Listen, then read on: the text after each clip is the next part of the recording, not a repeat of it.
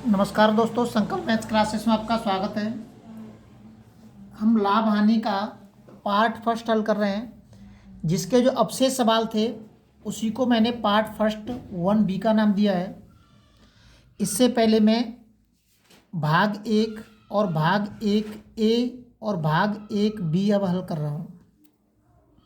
रीचा ने कोई वस्तु इसकी सूची मूल्य के 4/5 पर खरीदी और इसे सूची मूल्य से 20% अधिक पर बेचा। रीचा का लाभ प्रतिशत क्या था, ये हमें ज्ञात करना है कि रीचा को कितना लाभ प्रतिशत हुआ था।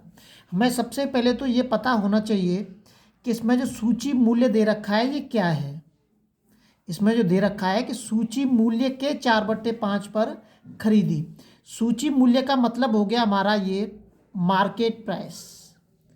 मार्केट प्राइस का मतलब हो गया कि आप किसी भी वस्तु को खरीदते हैं या कोई दवा की शीशी लेते हैं तो उस पर एक पहले से ही एमआरपी पड़ा रहता है।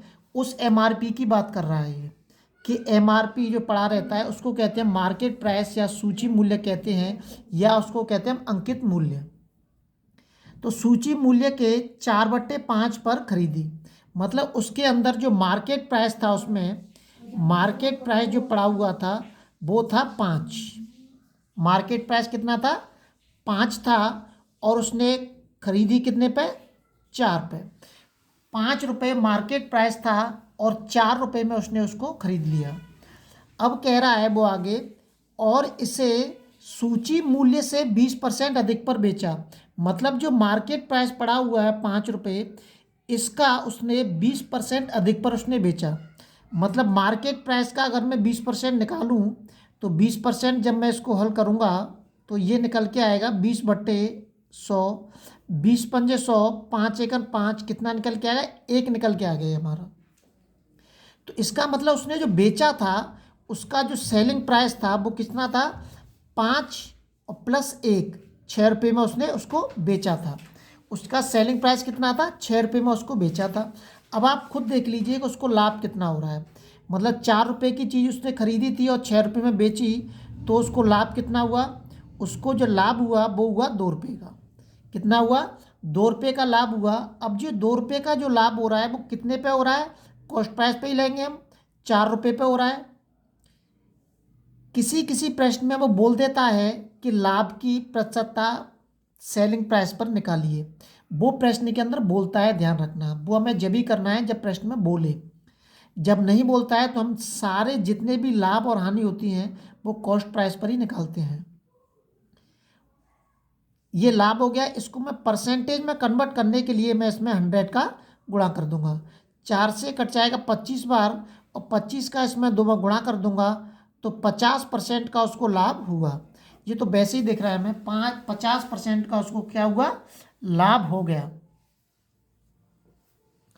अगला सवाल देखते हैं। अगला जो सवाल दे रखा है,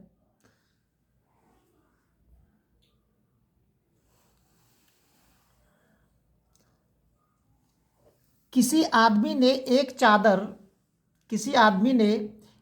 चादर 450 रुपये की खरीदी।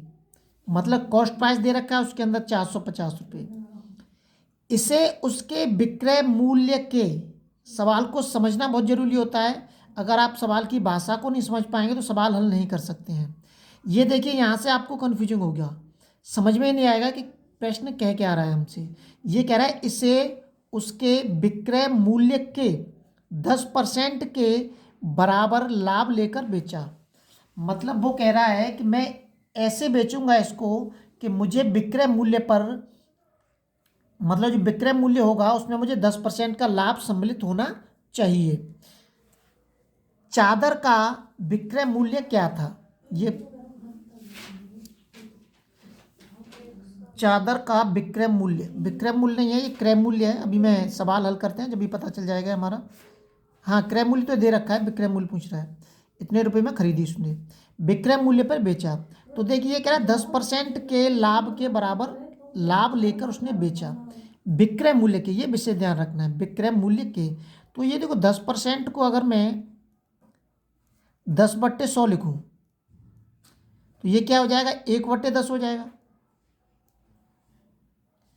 अब ये सेलिंग प्राइस दे रखा है नीचे, अधिकतर सवालों में कॉस्ट प्राइस लिखते हैं, इसको 90% कॉस्ट प्राइस ही लिखते हैं, लेकिन प्रश्न में ये घुमा के थोड़ा सा दे दिया उसने कि विक्रय मूल्य के 10% के लाभ के बराबर।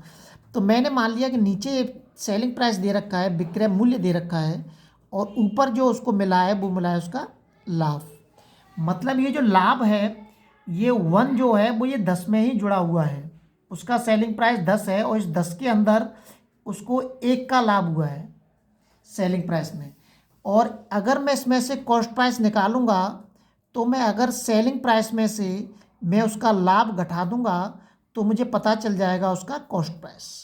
क्या पता चल जाएगा? कॉस्ट प्राइस उसको मुझे उसका पता चल जाएगा।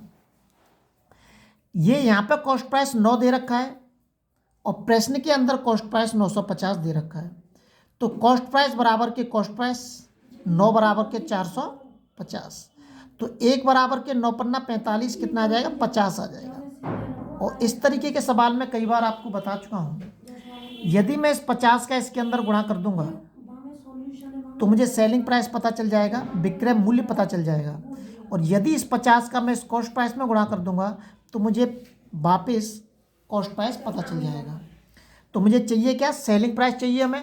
तो सेलिंग प्राइस निकालना है हमें, तो सेलिंग प्राइस बराबर के इस 50 का मैं 10 में गुणा करूंगा, मैं 10 इंटू के 50, तो ये आ जाएगा 500। उसका सेलिंग प्राइस कितना है? 500 रुपये उसका सेलिंग प्राइस है। ये विशेष ध्यान रखना है, उसका सेलिंग प्राइस कितना है? उसका सेलिंग प्राइस 500 रुपये है। अगला सवाल देखते हैं।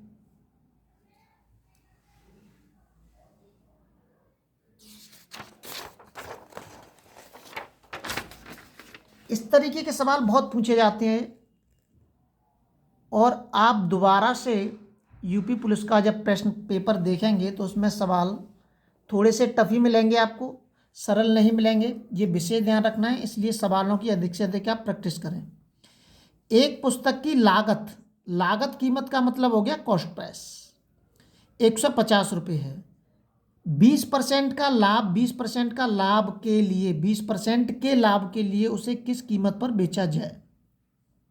वो 20% का लाभ चाहता है, उसका कॉस्ट प्राइस कितना दे रखा है? 150 रुपये दे रखा है। वो लाभ कितना चाहता है? 20% चाहता है। तो देखिए मैं इस 20% को हल करता हूँ। पहले मैं इस 20% को 20/100 मतलब 1/5 लिख सकते हैं हम इसको।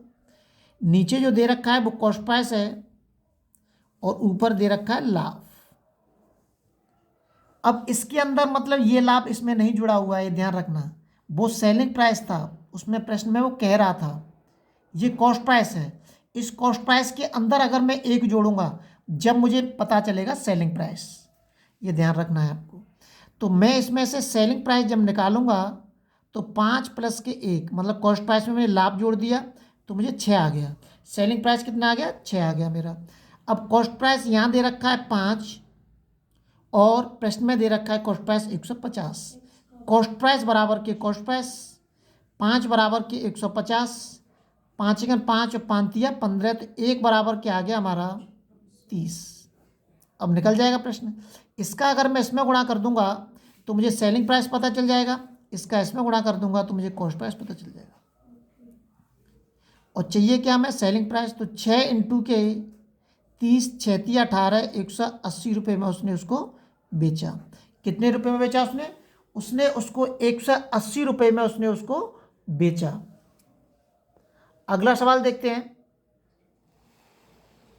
अगला सवाल दे रखा है, एक व्यक्ति एक वस्तु 960 रुपये में बेचता है मतलब सेलिंग प्राइस उसका दे रखा है उसने 960 रुपये, और 4% की हानि सहता है। 960 रुपये में बेचने पर उसको 4% की हानि होती है। इसका मतलब कॉस्ट प्राइस जो है वो 960 से अधिक था। क्रय मूल्य पूछ रहा है वो। ये तो कॉमन सेंस ही बात है कि जो कॉस्ट प्राइस होगा वो 960 से अधिक ही होगा, कम नहीं हो सकता है, क्योंकि 4% की उसको हानि हो रही है। तो 4% की हानि से ही सवाल को हल कर देंगे। देखिए इसी दर से ही हम सवाल को हल कर देंगे। इसको क्या लिख सकता हूँ मैं? 4/100% का मतलब बट्टे 100, और 4 से कट जाएगा 25 बार 1/25। मैं 4% को 1/25 लिख सकता हूँ। ये क्या दे रखा है? हमारा कॉस्ट प्राइस दे रखा है और ये दे रखी है हानि। अब मैं यहाँ से अगर उसका सेलिंग प्राइस निकालूं, उसको हानि हो रही है तो जाहिर सी बात है उसने 25 में से एक को हानि को कम कर दूंगा तो उसने 24 रुपये में उसको बेचा होगा, कॉस्ट प्राइस से कम में उसको बेचा होगा। अब प्रश्न के अंदर जो दे रखा है 960, ये सेलिंग प्राइस है और यहाँ पर सेलिंग प्राइस दे रखा है 24। अब आप इसको हल कर सकते हैं, सेलिंग प्राइस बराबर के सेलिंग प्राइस, 1 बराबर के 24 का इसके अंदर भाग दूंगा मैं, 4 चौक 16, 4 दूनी 8 और 1 9, 40 बार। इस 40 का आप इसमें गुणा कर देंगे तो आपको सेलिंग प्राइस पता चल जाएगा। इस 40 का अगर आप इसमें गुणा कर देंगे तो आपको कॉस्ट प्राइस पता चल जाएगा। और पूछ क्या रहा है, वो कॉस्ट प्राइस ही पूछ रहा है। 25 इंटू के 40, 25 चौका 100 और 1 जीरो 1000 रुपये। उसका कॉस्ट प्राइस कितना था, 1000 रुपये उसका कॉस्ट प्राइस था और बेच कितने में रहा था, वो 960 रुपये में वो बेच रहा था, इसीलिए उसको हानि हो रही थी। अभी इसके पहले पार्ट के ही मैं और सवाल आपको बताऊंगा, हल करके दूंगा। अगर इसमें फर्स्ट पार्ट में और भी सवाल होंगे तो वो भी आपको मिलेंगे, उसके बाद मैं आपको सेकंड पार्ट बताऊंगा। अभी तो ये फर्स्ट पार्ट ही चल रहा है, पहले पार्ट का 1B चल रहा है। लगातार नोटिफिकेशन प्राप्त करने के लिए चैनल को शेयर और सब्सक्राइब जरूर करें।